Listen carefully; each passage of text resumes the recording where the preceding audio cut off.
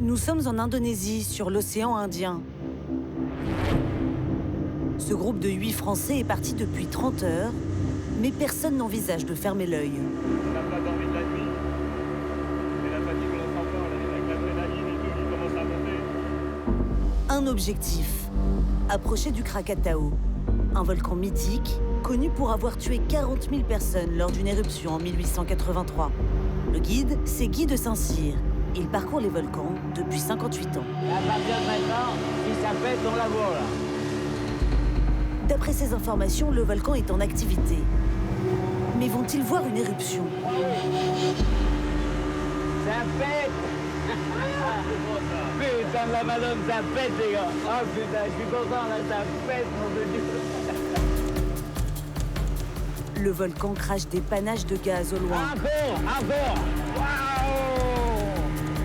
Pendant 3 jours, ces passionnés vont essayer d'aller au plus près du cratère. Waouh.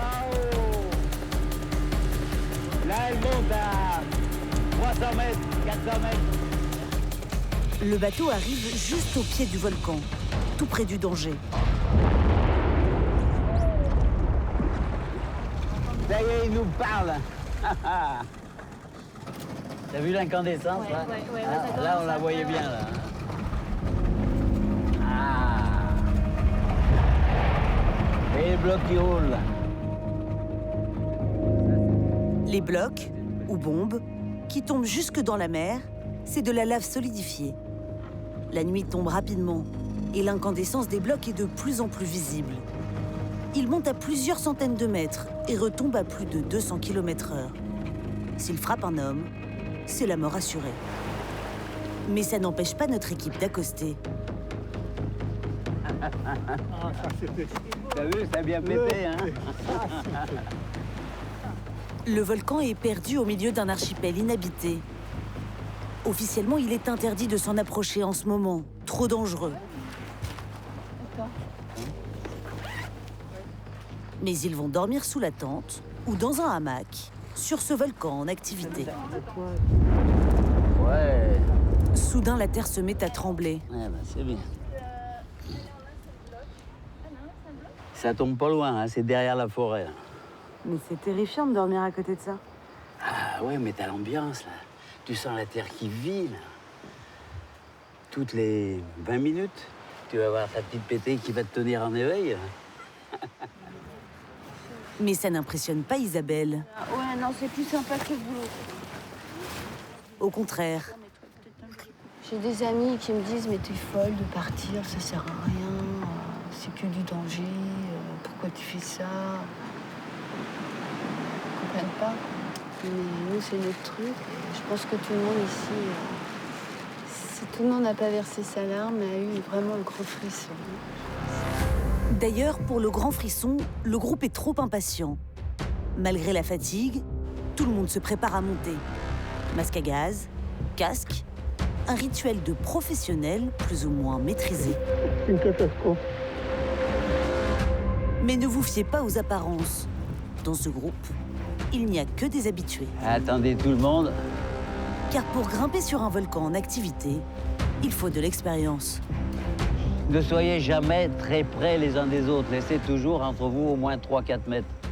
De façon que si jamais il y avait des retombées de bombes qui arrivent vers vous, surtout ne partez pas en courant.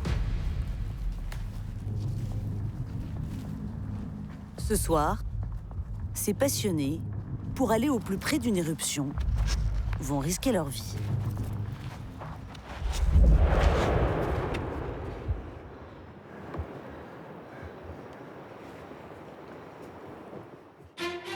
Depuis quelques années, un tourisme de niche se développe. On l'appelle le tourisme de l'extrême. J'arrive là. Chasseurs de volcans ou de tornades, aventuriers en zone de guerre et voyageurs ultra sportifs. Ils sont tous en quête d'adrénaline. Nous avons accompagné ces vacanciers prêts à frôler la mort par passion et pour s'amuser. Là, si ça pète, on sera tous morts. En Afghanistan, nous avons suivi une compétition de ski intense. J'ai mon épaule déboîtée. Au milieu d'un pays en plein chaos. Entre Kaboul, Ils nous regardent beaucoup et ils n'ont pas l'air contents de nous voir. Et les montagnes reculées de Bamiyan, les aventuriers vont découvrir un monde à part.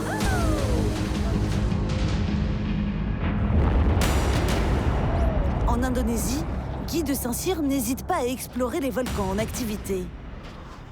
Comme si j'arrachais quelque chose à la vie, quoi, tu vois. Une obsession, s'approcher toujours plus près et rapporter des photos uniques. Les chasseurs de volcans en redemandent. On est peut-être un peu maso, quoi, mais on veut encore des marques au fer rouge. À Tchernobyl, dans les zones les plus dangereuses. Romain et David vont vivre une expérience de survie en totale autonomie. On n'a pas d'eau. Tourisme de guerre, tourisme nucléaire, tourisme de catastrophe, voyage avec les baroudeurs de l'extrême. Retour en Indonésie, à 160 km à l'ouest de Jakarta, sur le Krakatau, encore en éruption.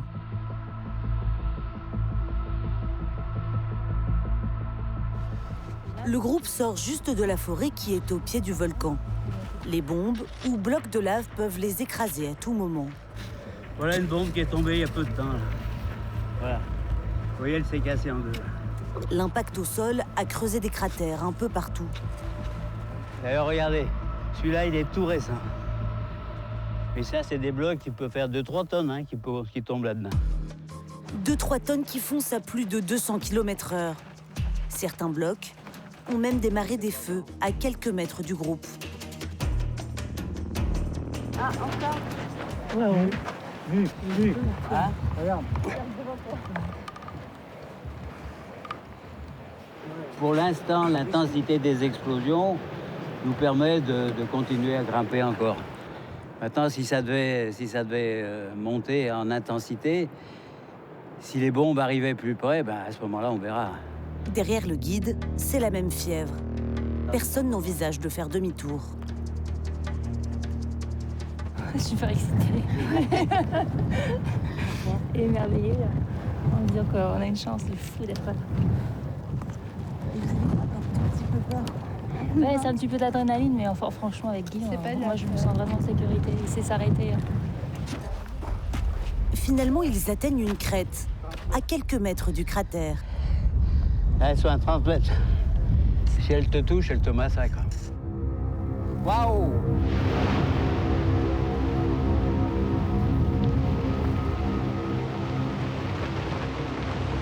Regardez bien au-dessus. Ce crépitement, ce sont les blocs qui s'écrasent sur tout le cône à quelques mètres du groupe. Mais Guy n'est toujours pas inquiet.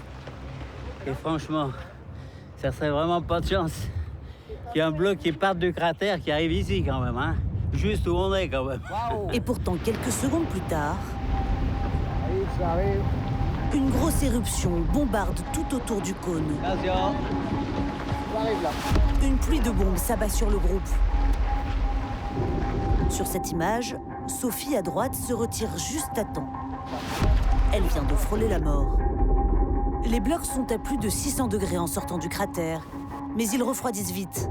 Sophie va même pouvoir attraper un petit éclat du morceau qui aurait pu la tuer. J'ai un peu gardé un souvenir, elle est tombée tellement proche de moi. La balance là, pour deux. Là.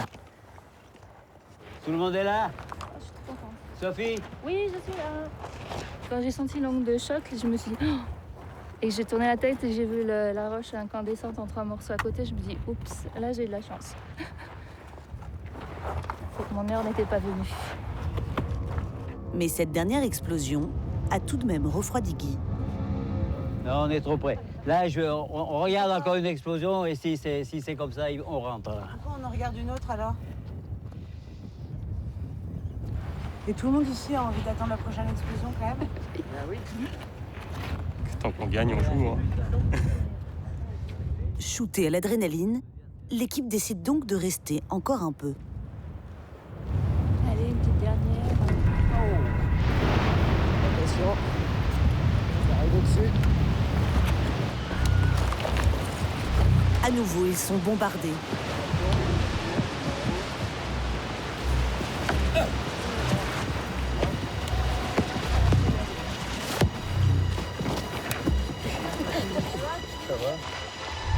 pas passer une derrière, là? Ouais. Le groupe est encerclé par les roches incandescentes. L'appareil photo de Fabrice n'est pas passé loin. Heureusement, il a quand même fonctionné. putain. Elle est magnifique.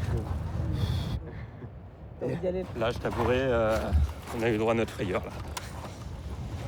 On en rigole, mais à mon avis, demain, quand on prendra du recul, ce sera pas la même histoire.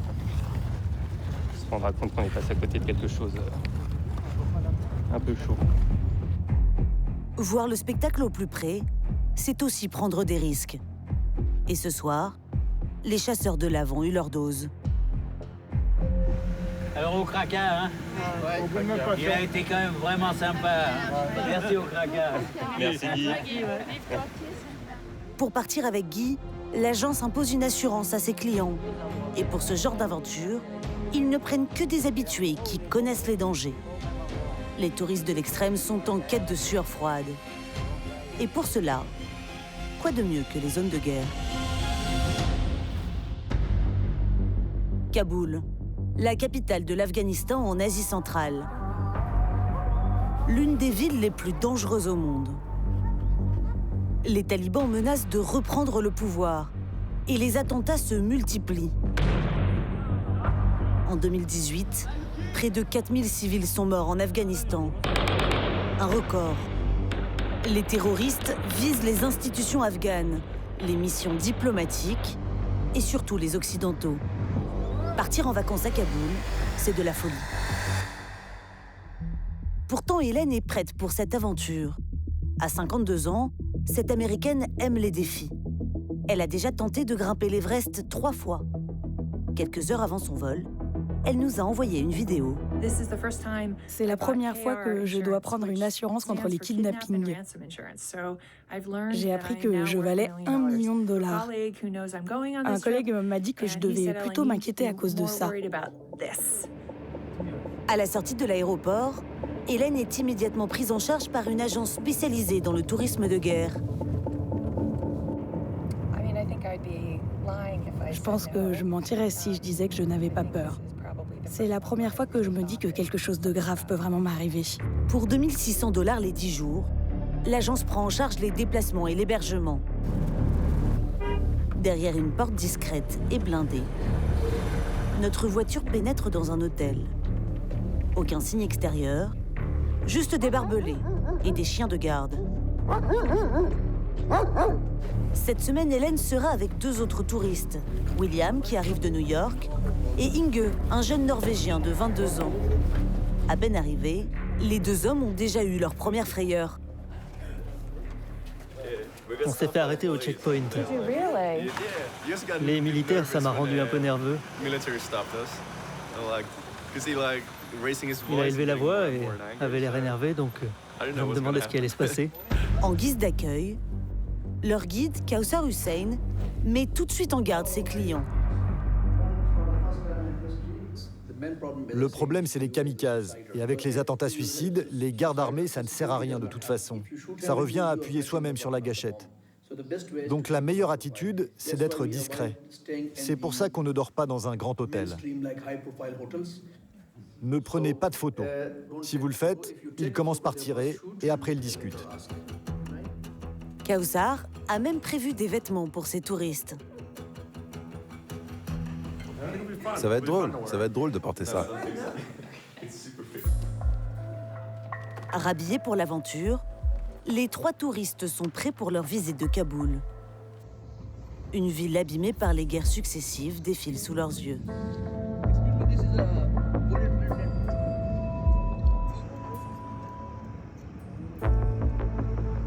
Après la guerre contre les Soviétiques dans les années 80, Kaboul a connu le règne des talibans.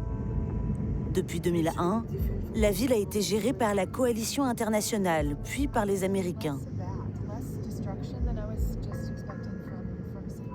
Chaque endroit de la ville raconte une époque particulière. Voilà la célèbre piscine où les talibans exécutaient des gens. Je peux vous en parler, mais hors caméra. Ne me filmez pas, c'est trop politique. Dans cette piscine, à la fin des années 90, les condamnés à mort étaient exécutés par les talibans. Certains étaient même jetés du plongeoir. Aujourd'hui, avec la présence américaine et la menace des talibans, Kaboul est encore une ville en guerre. Alors face au regard insistant des Afghans, Inge est mal à l'aise. Ils nous regardent beaucoup et ils n'ont pas l'air contents de nous voir. Ils ont même l'air en colère. J'ai l'impression qu'ils nous fixent. Tu sens que tu n'es pas des leurs, ça c'est sûr. Je ne veux pas rester ici trop longtemps. Hélène, elle, ne sent pas du tout le danger et s'éloigne en permanence du groupe. On peut partager le thé? Je peux essayer? Merci beaucoup. Je m'assois. Vous êtes trop gentille. Et ses compagnons de voyage s'impatientent. Hélène, on doit y aller.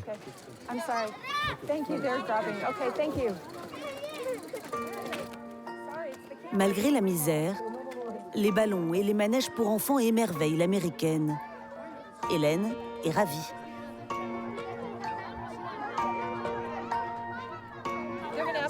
Elles vont me demander de l'argent, mais je résiste pas. Allez les puces.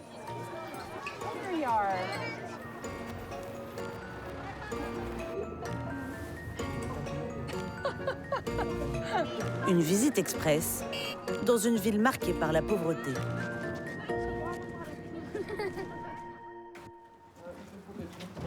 Le lendemain, les touristes quittent Kaboul aux aurores. Direction les montagnes afghanes à Bamiyan, à l'ouest de Kaboul. Car le but de leur voyage, c'est de participer à une compétition de ski dans 5 jours.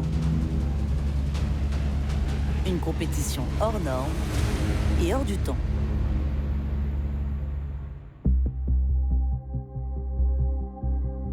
Nous sommes à Kiev, la capitale ukrainienne. Romain et David ont 22 et 20 ans. Et leur passion, c'est l'urbex, ou l'exploration urbaine. Ils cherchent des lieux abandonnés par les hommes. Alors, pas de visite touristique au programme. Les 2 étudiants attendent la tombée de la nuit à l'hôtel. Il est minuit, la journée peut commencer. Moi, je crois qu'on a tout. C'est vraiment la bourre, là. Pour fêter la fin de leurs examens, ils n'iront pas à la plage ou en boîte de nuit. Leur destination est plus radioactive. La zone interdite de Tchernobyl, le lieu de la pire catastrophe nucléaire de l'histoire. C'était le 26 avril 1986. Le réacteur numéro 4 de l'Empire soviétique explose, provoquant un immense panache de particules radioactives sur toute l'Europe. Plus de 9000 morts et 200 000 personnes évacuées. Aujourd'hui, la zone est encore dangereuse et gardée par des militaires. Les jeunes Français vont entrer là-bas de nuit pour éviter la police ukrainienne. Par sécurité, notre journaliste a contacté un habitué de Tchernobyl, Igor, vêtu d'une tenue militaire. Nice to meet you. Ce guide atypique emmène les touristes en zone interdite pour 300 €.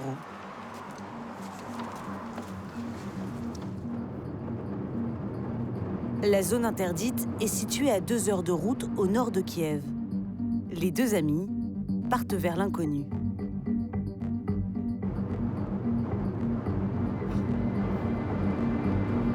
Merci, ouais. Je pense que ça va vraiment faire, en fait. Moi, je suis enthousiaste, on verra bien. Grâce à la pleine lune, ils parviennent à avancer dans le noir.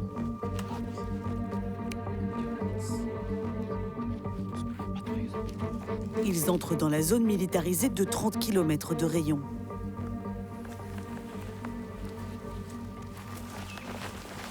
Mais Romain et David ont un problème.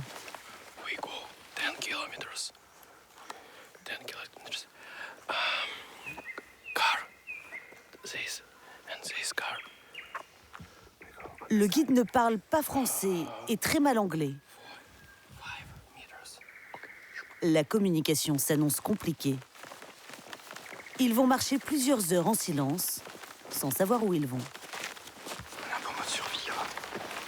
On pense pas trop à boire de l'eau, à manger, rien du tout. On est fatigué. Après 3 heures de marche, quand le jour se lève, l'ambiance est de plus en plus tendue.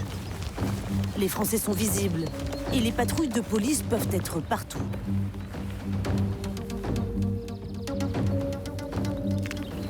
En cas d'arrestation, ils paieront une amende, mais surtout, ils seront expulsés.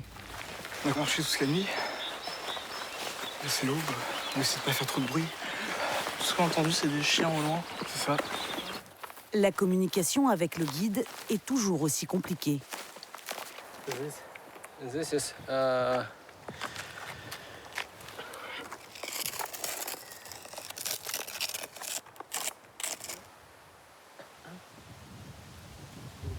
Бесконечные. Бесконечные лэпы называется. Ça veut dire quoi? Je sais pas. Au milieu de la forêt, dans un silence absolu, de rares vestiges de l'époque soviétique apparaissent. Ici, rien n'a changé depuis 33 ans. Pénétrer par effraction dans une zone militarisée, c'est risqué. Mais pour les deux amis, c'est tout le plaisir de l'exploration urbaine. C'est illégal, donc... Oui, tant mieux. Sinon, si ça l'était, ce serait plus Tchernobyl. Hein. On va avoir l'envie de prendre le risque aussi, c'est ça le truc.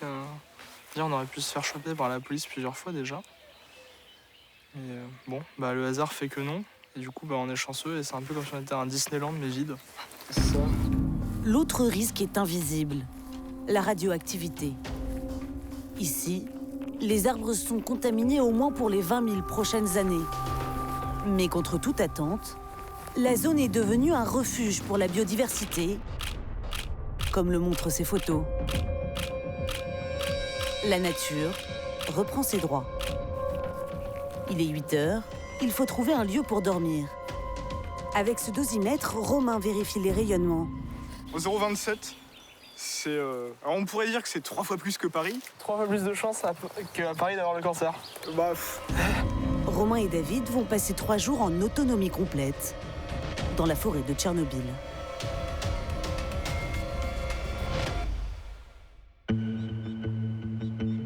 Pendant ce temps, sur le Krakatau en Indonésie, l'ambiance est plus calme. Les aventuriers émergent après une nuit dangereuse.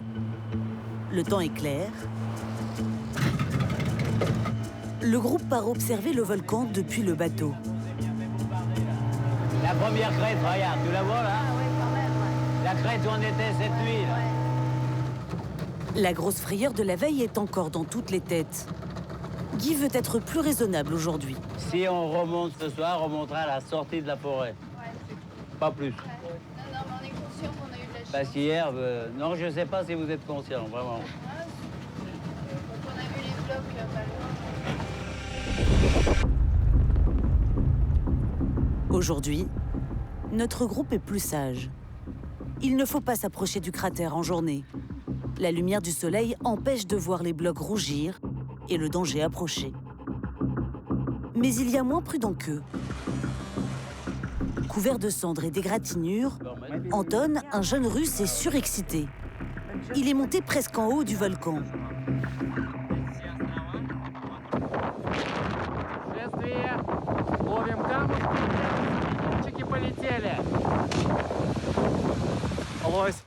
C'était une super expérience.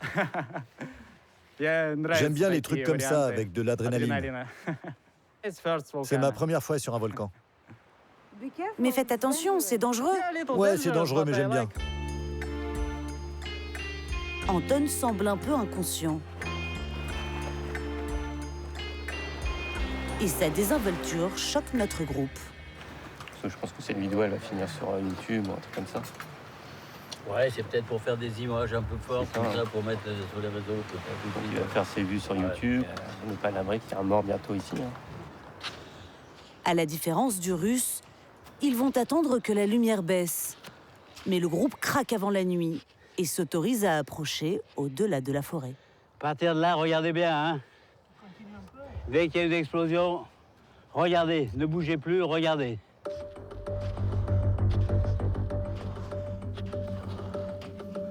Cette fois, l'état d'esprit du groupe a changé. Derrière Guy, C'est pas prudent, hein, les mecs. certains s'immobilisent. Ces habitués connaissent le risque. Je monte pas moi. Mais c'est pas prudent. Je le sens pas. C'est pas prudent parce que... Je le sens pas du tout. Ça pète beaucoup plus qu'hier. La moitié du groupe refuse d'avancer. On fait sécession. On adore ça, mais je le sens pas. Hier, on s'est bien amusé, on a eu de la chance. Moi, je préfère rester à peu près à ce niveau-là pour éviter tout risque inutile. Guy avait promis qu'il ne remonterait pas sur la crête. Mais le voilà, à l'endroit exact où nous avions été bombardés la veille. Le guide parcourt les volcans depuis 58 ans. Il s'est déjà brûlé les pieds dans la lave et a frôlé la mort plusieurs fois. Alors, à son retour, c'est le soulagement. Pardonne pour cette question. On a eu quelques émotions, c'est vrai. Et ça aussi, c'est pas mal. Je vous ai expliqué ce matin qu'à partir d'ici, il y a un risque certain. Donc, vous avez bien fait de pas monter. Alors, vous allez me dire, mais moi, pourquoi je suis monté? Je peux pas vous expliquer. C'est un moment de vie, un moment... Je sais pas. Comme si j'arrachais quelque chose à la vie, quoi, tu vois? Quelque chose de fort, quoi. À 80 ans, le guide semble aveuglé par sa passion. En Nouvelle-Zélande, j'ai eu des amis qui sont morts sur les volcans, qui sont morts suite à une éruption. C'est une mort qui est tout à fait possible. Et je dirais même que je souhaite cette mort plutôt que de mourir d'une maladie dans un lit d'hôpital. Hein. Les volcans, ils m'ont donné tellement de bonheur, tellement de joie que les jours où ils vont me reprendre, et ben ma foi, ils m'ont tellement donné que je trouve que c'est normal. C'est pas grave. Tu vois, aujourd'hui, moi, je suis pas monté parce que voilà, je connais les limites du truc. C'est cette expérience qui fait aussi que voilà, après on prend. Et puis essaie de moins prendre de risques sur un volcan. Une petite Emma, puis une petite femme aussi. Bah voilà, c'est ça. Hein, tu viens de te marier, ça joue aussi, ça. Et bah voilà, quand je me suis couché hier soir, j'ai directement pensé à ma fille. Et voilà. Encore une fois, les chasseurs de volcans se sont fait de grosses frayeurs. Mais c'est aussi ce qu'ils viennent chercher.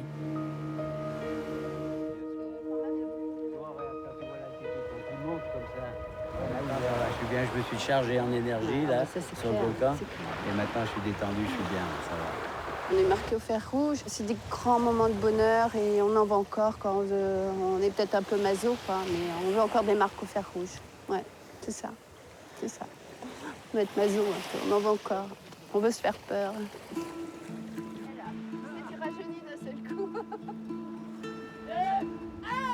Les aventuriers prévoient de revenir bientôt. Mais le Krakatau ne ressemblera plus jamais à ça, car une catastrophe va bouleverser la géographie de la région. Changement d'ambiance. Dans les montagnes de Bamiyan, en Afghanistan, la compétition internationale approche. L'armée est mobilisée. Avec la présence des touristes, le risque d'attentat est plus élevé. Bamiyan, à l'ouest de Kaboul, est connu pour ses immenses Bouddhas datant du IIIe siècle, détruits en 2001 par les talibans. 18 ans plus tard, la niche du Grand Bouddha est toujours vide et la région très pauvre. Mais nos touristes ne sont pas là pour ça. Nous retrouvons notre groupe qui part s'entraîner pour la compétition. Et ils ne sont pas les seuls à se préparer. Leurs concurrents sont aussi là. Sajjad, notre guide, leur a même trouvé des skis de récupération. Comme ces vieux skis ne servent plus à rien en Europe, ils sont donnés aux Afghans et ils ont une seconde vie. Pour nous, c'est toujours mieux que les skis en bois. Ici, pas de piste non plus. On chausse les skis sur la route et on improvise. Oh, on commence juste par un long échauffement. Rien d'étonnant ici. Juste une journée comme les autres en Afghanistan. Les montagnes de Bamiyan se situent au bout de la chaîne de l'Himalaya, avec 40 sommets à plus de 4500 mètres d'altitude. La course à laquelle les touristes se préparent consiste à monter et descendre un sommet. La montée est difficile. À cette altitude, l'oxygène est plus rare. Mais à la descente, la récompense. Faire sa trace dans une neige complètement vierge.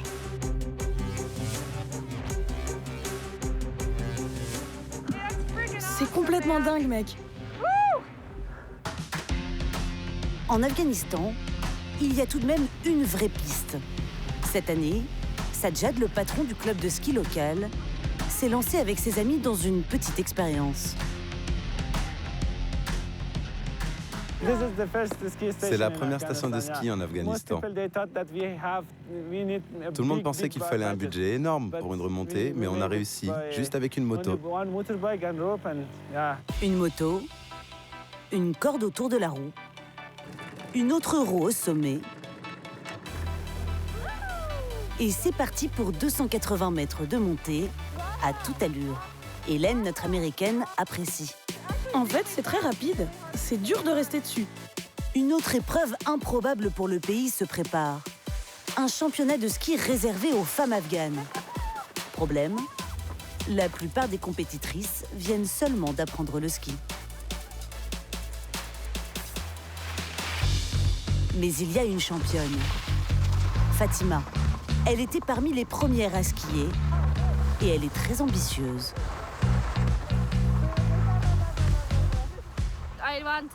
Je veux être la première femme afghane à participer aux Jeux Olympiques. Après elle, quelques courageuses ont suivi. L'équipe est soudée, car il faut se serrer les coudes face au regard de la société afghane. Les gens m'interpellaient. Ils disaient « Toi, t'es une fille, pourquoi tu skis ?» C'est pas pour les filles. Mais j'ai continué. J'ai essayé de ne pas leur prêter attention. Une fois, elle était habillée comme un garçon. Quand on est passé à côté d'un groupe, ils ont arraché son bonnet et tiré ses lunettes. C'est le grand jour. Il est 6 heures du matin. Nous retrouvons Fatima chez elle, sur les hauteurs de Bamiyan. Mon bonnet, mon masque, mes gants. Je vais voir s'ils sont bien secs. Son grand frère la soutient. Depuis la mort de leur père, c'est lui le chef de famille. Les femmes représentent la moitié de la société. Si on les empêche de progresser, la société sera paralysée. Il est temps pour Fatima de partir. Mais avant, un appel important. Allô, maman. Merci, maman. Ok, maman, merci.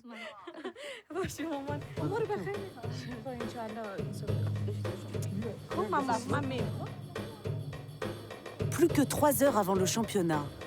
Au club de ski, Fatima est survoltée.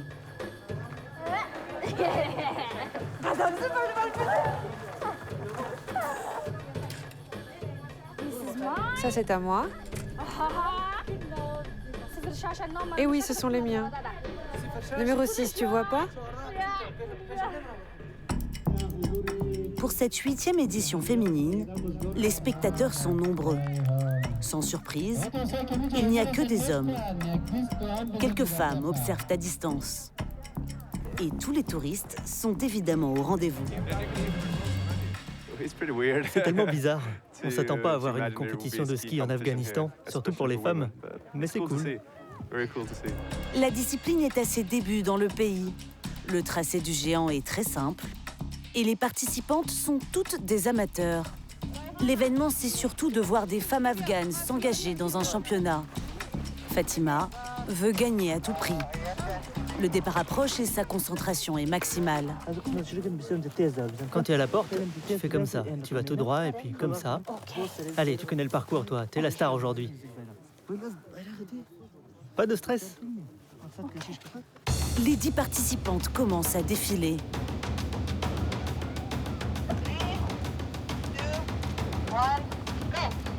C'est au tour de notre championne.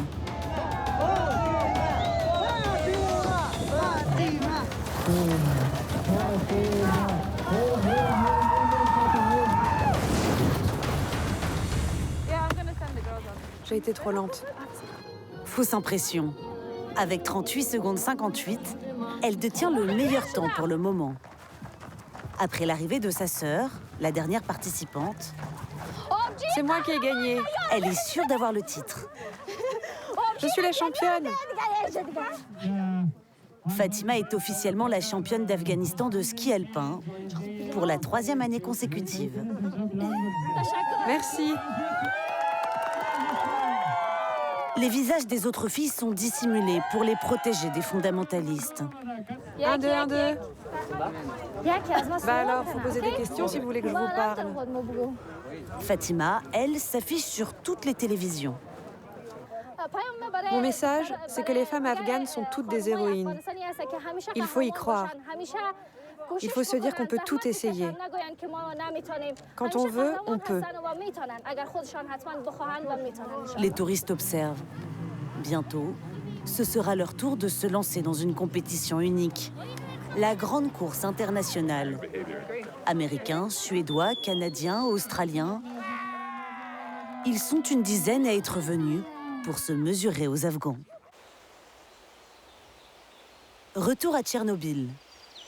Pour nos jeunes Français, pas de compétition en vue, mais le réveil pique un peu. En fait, je me suis évanoui de fatigue, je me suis vraiment endormi longtemps. Instantanément, je me suis endormi. Faut se faire au bruit de la forêt, mais une fois qu'on s'y est fait, ça va. Après 4 heures de sommeil dans cette forêt radioactive, les amis doivent reprendre la route en direction de la centrale nucléaire.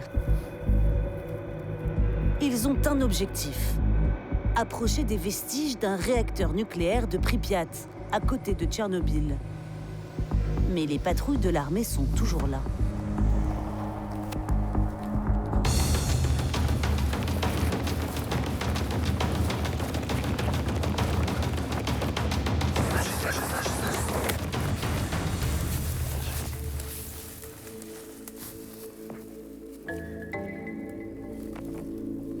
Les amis ont eu peur.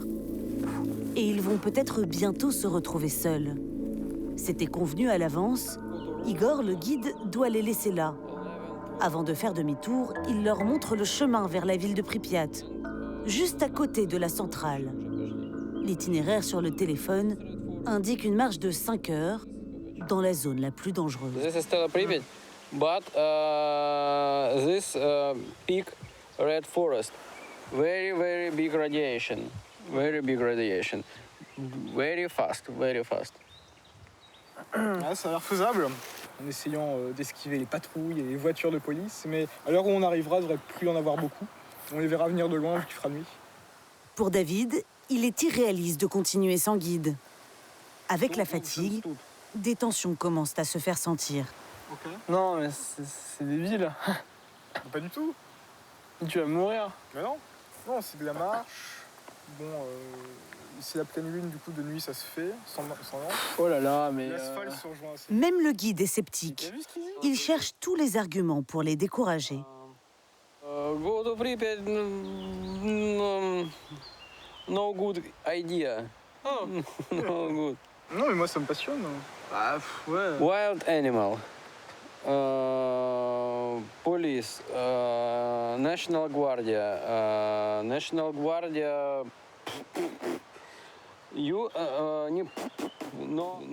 Sans expérience, les deux jeunes s'exposent à beaucoup de risques. Est-ce que je envoie la chandelle? Est-ce que je peux pas prendre un tour opérateur à 80 € la journée, puis juste y aller une journée, et puis voilà? En effet, pour parcourir cette immense zone de 2600 km², il y a des moyens plus simples. Si les deux Français préfèrent l'aventure clandestine, à Tchernobyl, on peut aussi prendre un bus pour 80 € la journée. Les agences touristiques sont autorisées car elles travaillent avec l'armée et suivent des règles très strictes. On est loin des nuits à la belle étoile. On ne peut pas manger dehors, car dehors, vous pourriez avaler des particules qui sont dans l'air. Ne mettez pas vos affaires par terre. Ne vous asseyez pas. Si vos affaires sont contaminées, on sera obligé de les laisser. En fait, Tchernobyl est l'activité touristique la plus populaire d'Ukraine. un vrai parc d'attractions. Vous avez combien de touristes par an? Beaucoup. C'est dur de donner un chiffre. Mais là, c'est environ 500 personnes par jour la semaine. Et le week-end, c'est 1000 à 1500 personnes. C'est énorme. Ces 12 touristes, de toute nationalité, viennent voir les vestiges de la plus grande catastrophe nucléaire de l'histoire. Tous sont conscients de l'ampleur du drame. Quand l'espèce humaine disparaîtra, ça ressemblera sûrement à ça. Les maisons ont été désertées du jour au lendemain. En partant, les habitants ne pensaient s'absenter que quelques jours. La plupart n'ont pas survécu aux radiations. On estime qu'au moins 9000 personnes ont été tuées directement par la catastrophe. C'est un lieu important. Les gens devraient tous visiter au moins une fois dans leur vie Tchernobyl et les camps de concentration. Les grandes tragédies humaines. Ici, on peut voir toutes les destructions dont l'homme est capable. Mais les risques sont toujours là. Et l'attraction la plus appréciée, c'est la mesure du taux de radioactivité. Le métal est particulièrement dangereux. Là, c'est à 92. La limite en Ukraine, c'est 0,3. Ça veut dire qu'il ne faut pas rester ici trop longtemps. Ici aussi, on aime sa petite dose d'adrénaline. C'est un peu terrifiant. Hein. Mais la radioactivité peut aussi être enfouie dans les bois. D'ailleurs, à quelques kilomètres de là, nos Français continuent à y être exposés. Ils sont partis depuis 15 heures.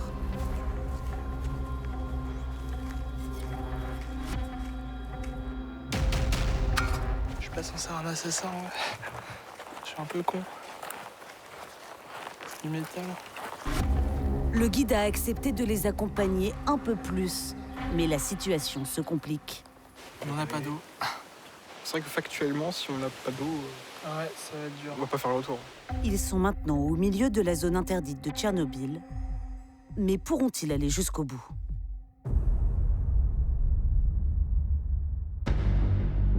Trois semaines après notre départ du Krakatau, le 22 décembre 2018, un événement géologique rarissime s'est produit. Une éruption a provoqué l'effondrement du volcan et un tsunami. Plus de 600 morts et 40 000 personnes évacuées.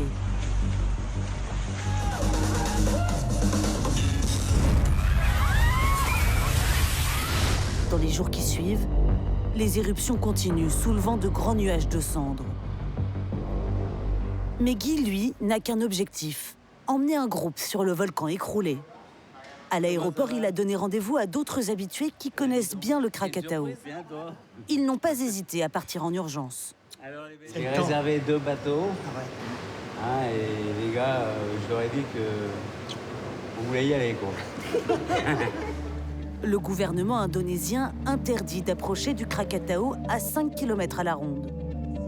Le groupe n'est pas sûr de pouvoir atteindre le volcan. Mais ils foncent prendre le bateau, sans même se soucier de la météo. Et pendant que certains sont malades, l'équipage se rend compte que le bateau a un petit problème.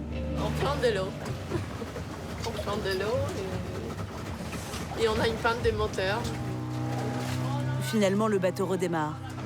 Les touristes sont trempés, mais de bonne humeur. Et il faudra 5 heures pour voir enfin apparaître le nouveau Krakatau. Tout s'est effondré. C'est impensable. Oh, là, c'est bien. Une forêt centenaire qui a disparu. Putain. Le cratère, dont la bouche culminait à 318 mètres, est désormais au niveau de la mer. Plus de végétation, plus de plage, uniquement un immense tas de cendres. Jamais j'aurais imaginé voir un Krakatau comme ça. Hein. Jamais. Guy n'a qu'une hâte. J'ai trop envie. Faire le premier pas sur le sol encore chaud du volcan.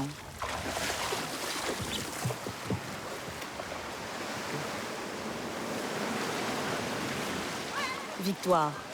Les Français ont bravé les interdictions. J'y crois pas. On y est arrivé quand même.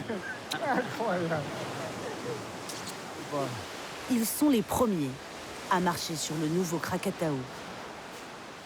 On dirait les premiers hommes sur la Lune.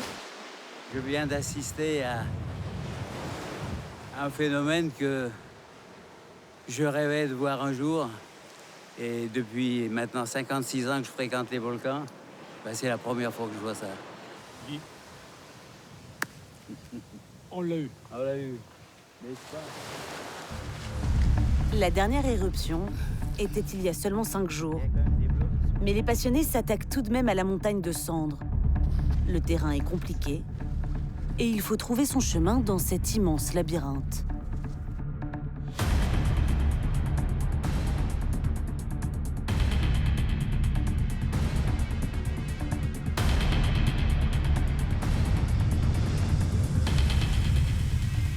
Arrivé en haut, ouais, on est au-dessus là. Guy n'en revient pas. Fabuleux. Fabuleux. Tu sais ce que je ressens? Comme la première fois que j'ai fait l'amour. La même chose, le même bonheur, la même inquiétude.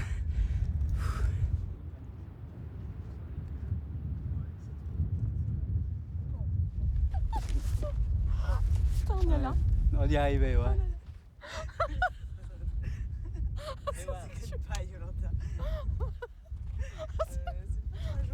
Quand je vois ça, ça m'émeut un peu. Je le fais pas voir, mais ça m'émeut et puis ça me rentre dedans, dans les tripailles, et puis bon, faut le vivre avec. Allez, santé à tous. Merci. Et au Kraka. Et que ça pète.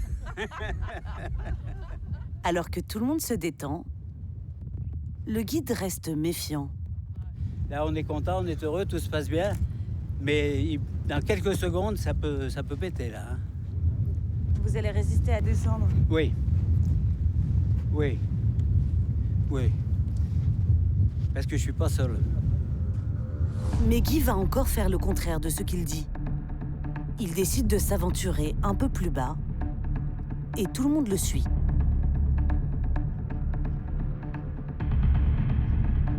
En fait, pour suivre Guy, je réfléchis un peu à 2 fois quand même. Mais on le voit en fait quand il commence à rôder un peu, ça le démange. Et on se dit, bah ça y est, il nous prépare un coup. Quoi. Là, si ça pète, on sera tous morts. Hein. Ça fait rire? Ouais, ça fait un peu rire. Bon, bah, on espère comme revenir vivant, quoi. Devant, Guy n'a pas l'air rassuré non plus. On est complètement fou. Là, c'est de la folie ce qu'on fait. Finalement, le groupe s'installe à une centaine de mètres du lac de cratère. L'addiction de Guy l'a encore emporté. J'ai vraiment du mal à m'en passer, toi. Là, normalement, j'aurais dû déjà raccrocher, hein. Mais j'y arrive pas. Mais si le spectacle naturel est fabuleux pour les touristes, le volcan reste meurtrier. À 50 km de là, dans le village de pêcheurs de Karita, le tsunami provoqué par l'Ana Krakatau a détruit des familles entières.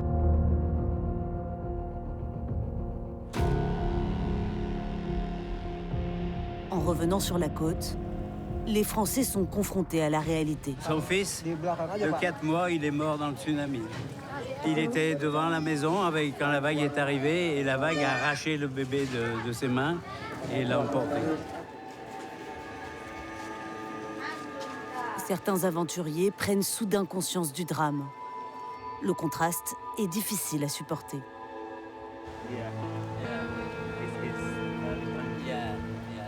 Cette dame qui s'est prise contre moi et commençait complètement à pleurer et m'a montré que c'était ici sa maison. On part quelque chose de merveilleux. On revient en quelques heures sur les lieux de catastrophe. la cataclysme. Je pense que le passage est très dur aussi en même temps. Les habitants du village n'ont même pas reçu les premiers soins. J'ai très peur de ce volcan. J'ai peur que ça se reproduise. Je suis traumatisée, monsieur.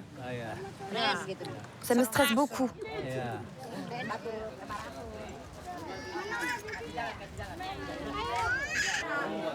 Regarde l'eau qui est dessous. Le mur qui a écroulé, qui lui est tombé dessus. Là. Face à l'ampleur du désastre, Guy est embarrassé. On va essayer de faire une caisse, tu vois, chez Aventuré Volcan pour leur envoyer un peu d'argent quand même. J'y avais pensé un peu avant, mais tu sais, tant que t'es pas confronté vraiment à la situation, quand tu vois pas la misère des gens, bon... Mais là, franchement, tu peux pas rester insensible, tu te dis, il faut faire quelque chose quand même. Guy et ses amis sont les premiers à avoir posé le pied sur le nouveau volcan. Leur aventure a fait scandale. Le ministre de l'énergie indonésien a même déclaré qu'ils étaient interdits de séjour dans la région.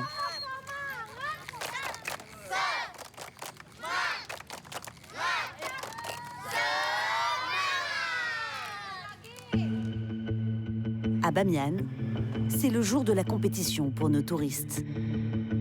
Mais il va falloir composer avec les contraintes locales. Bloqués par la neige, des dizaines de véhicules sont immobilisés. Les participants vont devoir terminer à pied. Super, on va voir ce que ça donne maintenant. Au moins, on est à égalité. Tout le monde est coincé en bas, donc tout le monde doit y aller à pied. C'est juste. C'est ça l'Afghanistan. Je ne m'attendais pas à moins. L'organisation est un peu précaire. Mais pour les Afghans, cette course est importante. Les 44 participants s'entraînent depuis des mois pour battre les étrangers présents. Et surtout pour le premier prix. 10 000 Afghani, soit 110 €. Plus de 2 mois de salaire moyen en Afghanistan.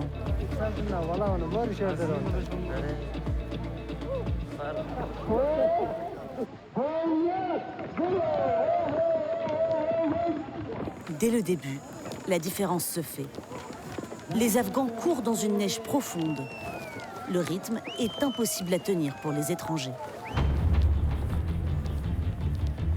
En plus de la montée de 350 mètres de dénivelé à 4000 mètres d'altitude, les difficultés se multiplient. Rapidement, le temps se couvre. Les étrangers tiennent le rythme difficilement. Ils sont encore à bonne distance quand le premier Afghan atteint le sommet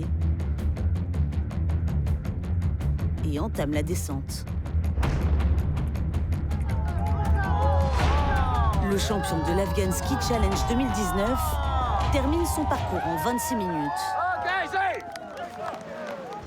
Pendant ce temps, au sommet,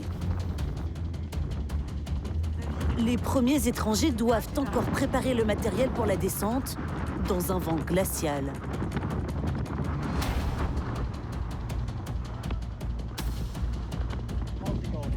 Inge, le jeune Norvégien, a pris beaucoup de retard.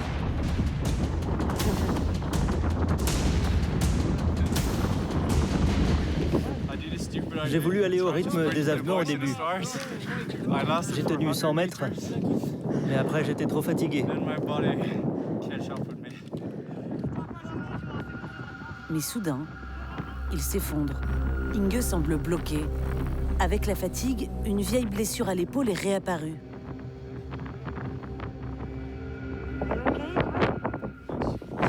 J'ai mon épaule déboîtée. Appelez l'organisateur.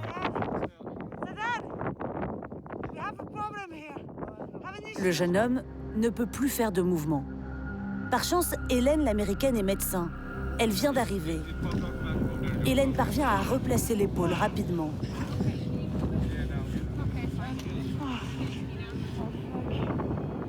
Mais Inge va devoir trouver la force de descendre, sans aide.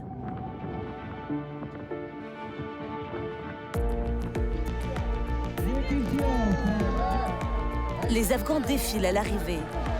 Rapide, mais pas très technique. Et finalement, les premiers étrangers à franchir la ligne ne sont que 14 et 15e. Oh là là, c'était dur. On l'a fait. Quelle course! Un quart d'heure plus tard, Inge rejoint l'équipe, affaiblie.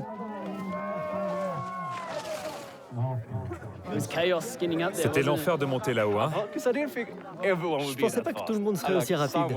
Quelques-uns, ok, mais pas tous les Afghans comme ça.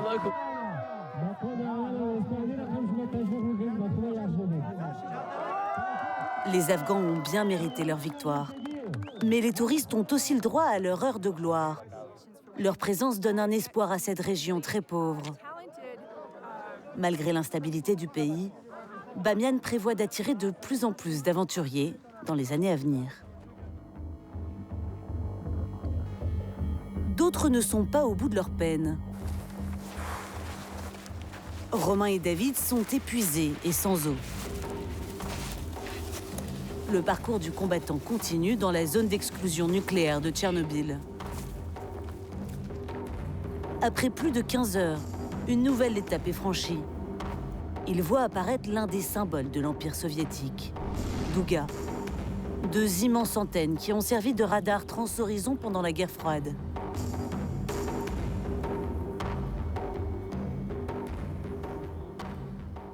C'est un peu la récompense après 40 km de marche. Ça, c'est un endroit vraiment exclusif. Problème. Cette fois, Igor veut les laisser là. Et ses conseils sont incompréhensibles. CNPP. CNPP. Oh, CNPP. CNPP. CNPP? Yes. Chernobyl Station. Ok. Il reste plus de 20 km jusqu'à leur objectif final. Mais seul, c'est dangereux. Vous continuez pas jusqu'au village? Ça va être probablement difficile au vu de nos ressources. On a failli avoir de l'eau en plus, mais finalement on n'en aura pas. Et déjà, ce qui nous reste, ça nous permettrait juste de faire la moitié et encore. Les 2 amis décident d'abandonner. La découverte de Tchernobyl s'arrête ici. Mais pour d'autres, le voyage est loin d'être terminé. C'est au tour des clients de l'agence de tourisme de découvrir l'antenne soviétique.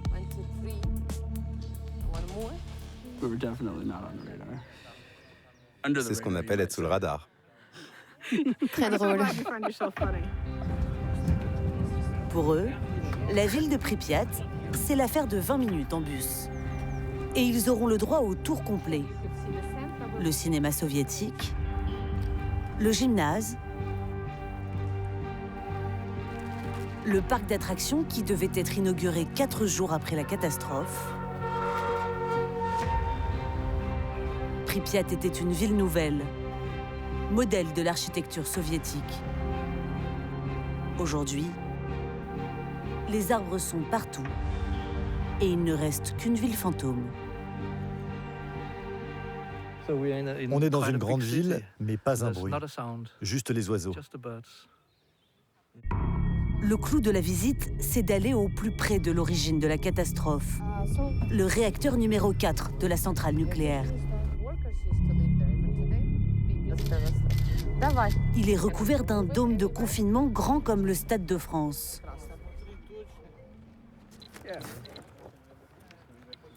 C'est pas pire que de prendre l'avion. Les touristes sont conquis. Pour les photos, ils ne disent pas cheese, mais...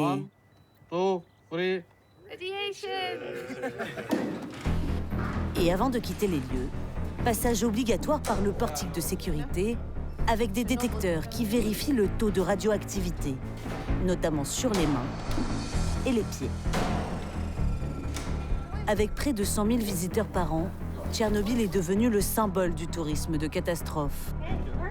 Mais quelle sera la prochaine étape pour nos aventuriers de l'extrême? L'espace, sans doute. Dès 2020, les agences de voyage proposeront des séjours en station spatiale.